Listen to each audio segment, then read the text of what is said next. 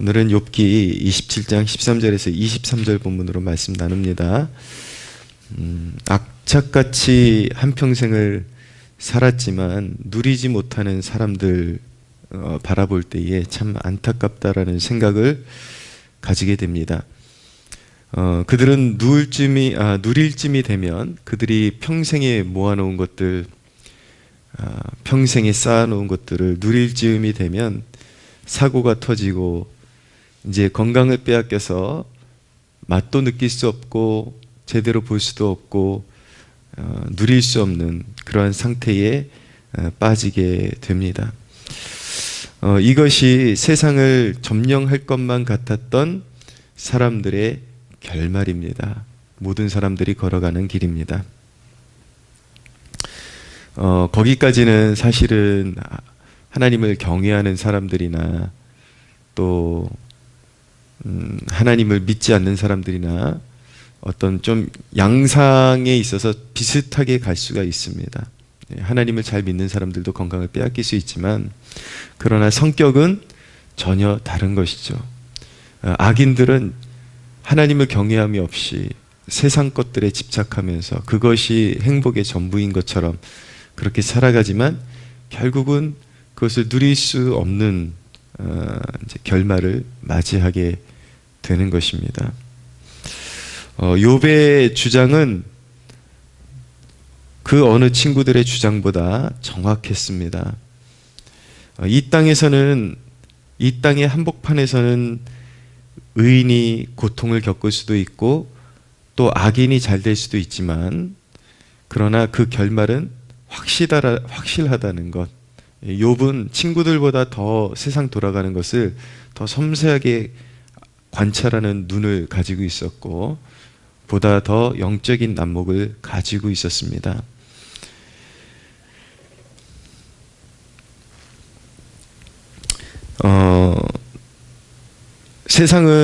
이 세상의 한복판에서는 모든 것들이 뒤집어진 것처럼 그렇게 보이는 일들이 있을 수 있어요. 하나님을 잘 경외하는 사람들이 오히려 그 삶의 한복판에서 고통을 겪는 것처럼 보일 수 있고 또 악인들이 형통하는 것처럼 그렇게 보일 수 있지만 그러나 그 결말만큼은 바꿀 수 없다라는 것입니다. 반드시 악인들이 받아야 되는 보응을 받게 되고 심판을 받게 된다라는 것입니다. 사실 인생의 돈보다 더 중요하고 더 소중한 것들이 많은데 악인들은 오직 물질적인 가치관에 갇혀 살다가 멸망하는 것입니다. 안타까운 것이죠. 17절에 보면 악인에 대해서 말씀하기를 그가 준비한 것을 의인이 입을 것이요 그의 은은 죄 없는 자가 차지할 것이다 라고 그렇게 말씀하고 있죠. 결국은 악인들은 모든 것을 모으고 형통하는 것 같지만 끝에 결국은 멸망하게 되고 영원한 심판에 빠지게 되고 그들이 준비하고 한평생 모아놓은 것들은 하나님께서 원하시는 의인들에게 넘겨주신다라는 것입니다.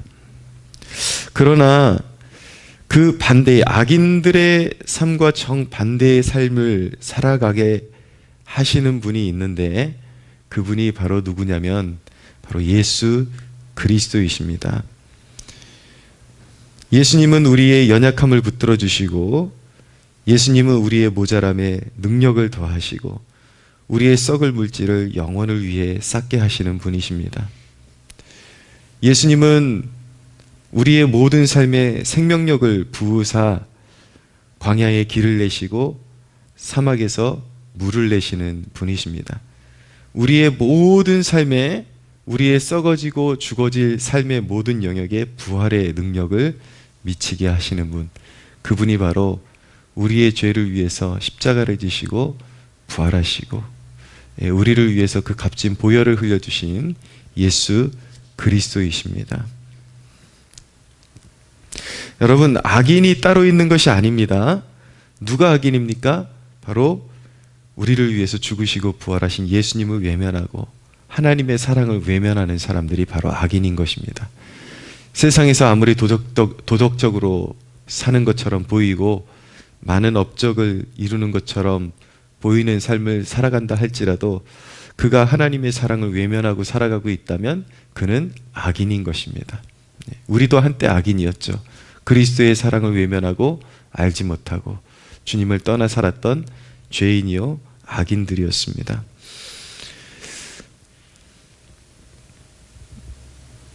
사랑하는 여러분, 오늘 주님의 말씀을 힘입어서 하나님의 말씀을 힘입어서 권면합니다. 결국 사라질 세상 것들을 쫓던 삶, 그 발걸음을 이제는 과감하게 멈추십시오. 당장 잘 되는 것보다 훨씬 중요한 것이 무엇이냐면 마침내 잘 되는 것입니다. 결국 잘 되는 것입니다. 그 영혼이 잘 되는 것입니다. 우리가 무엇을 추구하면서 살아가야 하는 것입니까? 악인들의 결말과 욥의 결말의 차이점은 무엇입니까?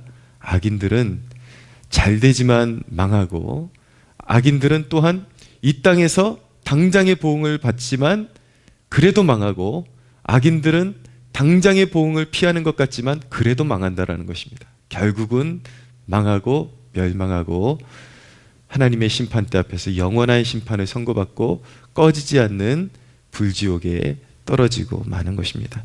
그런데 욥의 결말은 무엇입니까? 하나님 앞에 충성스럽게 살고 항상 예배하고 하나님 앞에 피해 제사를 드리면서 그리스도의 권능을 힘입고 보혈의 능력을 힘입고 그렇게 살아갔지만 그에게는 험난한 고통과 고난이 주어졌죠. 그렇지만 그리스도 안에서 받은 그 고난이 결국은 부활의 능력으로 다시 살아나게 되었고, 욥의 결말은 다시 그가 잃어버렸던 모든 것들을 회복하게 되었고 하늘의 축복을 누리게 되었다라는 것입니다. 믿는 자는 반드시 하늘의 복을 누리게 되어 있습니다. 이 땅에서 누리지 못한다면 저 천국에서라도 영화로운 축복을 누리게 되어 있습니다. 마침내 승리할 것이요, 마침내 부활의 능력에 참여하게 될 것이요, 마침내 회복을 맛보게 될 것입니다. 그것이 바로 그리스도 예수 안에 자신의 삶을 뿌리내리고 있는 하나님의 백성들에게 약속된 축복인 것입니다. 세상 어느 한 가지에 몰입하는 삶, 매우 멋있고 참 의미 있는 일이죠. 그것이 돈이든지 아니면 세상에 가치 있는 일이든지 무엇이든지 한 가지 몰입해서 무언가를 성취해내는 것은 참 멋진 일인 것 같습니다. 그러나 그것으로 인해서 우리 주님 되시는 예수님과 동행할 수 없다면 그것은 불행한 결말을 맞이하게 될 것입니다. 그래서 사람이 무언가를 이루기 위해서 집중하고 무언가 하나에 몰입하는 것, 그것은 참 의미 있는 일이기도 하지만 가장 사실은 영혼을 빼앗기기에 좋은 컨디션임을 우리 세대가 알기를 원합니다. 그래서 무엇이든지 진정으로 균형감 있게 그리고 아름답게 꽃 피우고 열매를 맺으려면은 그 중심에 예수님이 우리의 마음의 중심에 그리고 삶의 중심에 오셔서 주님이 다스리시기 시작하실 때에 주님 발 앞에 우리가 추구하고 가장 심혈을 기울이는 그 모든 것들을 내려놓고 주님의 통치 가운데 그 일을 행할 때에 그것이 바로 아름다운 열매가 되고 그것이 축복이 될 수 있다는 것을 믿어야 하는 것입니다. 사랑하는 여러분, 여러분이 가치 있게 생각하는 것이 무엇이든지 주님 발 앞에 내려놓으십시오. 주님보다 앞세우지 마십시오. 그것 때문에 주님을 알아가고 주님을 묵상하고 주님께로 더 가까이 갈 시간이 없다면 그것은 건강한 것이 아닙니다. 그것은 멸망하기에 가장 좋은 컨디션 가운데 거하고 있는 것입니다. 항상 예수 그리스도가 여러분들의 삶 가운데 중심에 오시게 하십시오.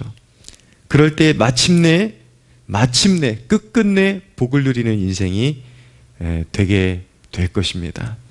항상 인간의 길로 걸어가지 마시고 에서와 같이 사냥하느라고 바빠가지고 주님 앞에 앉을 시간도 없고 주님의 말씀을 음미할 시간도 없고 주님 모시고 주님을 기쁘시게 해드릴 헌신과 봉사의 시간도 잊은 채 오로지 자기가 좋아하는 사냥하는 데 미쳐가지고 인생 다 허비하다가 인생의 꽃봉오리는 다 마귀에게 갖다 바치고 허접한 것들만 주님께 드리는 그런 불의한 인생 되지 말고 여러분들의 인생의 가장 꽃봉오리와 같고 가장 풍성한 열매를 우리의 왕 대신 예수님 앞에 올려드리는 인생이 가장 복된 인생이다. 그 믿음 가지고 살아가시는 여러분들 되시기를 예수님의 이름으로 축복합니다.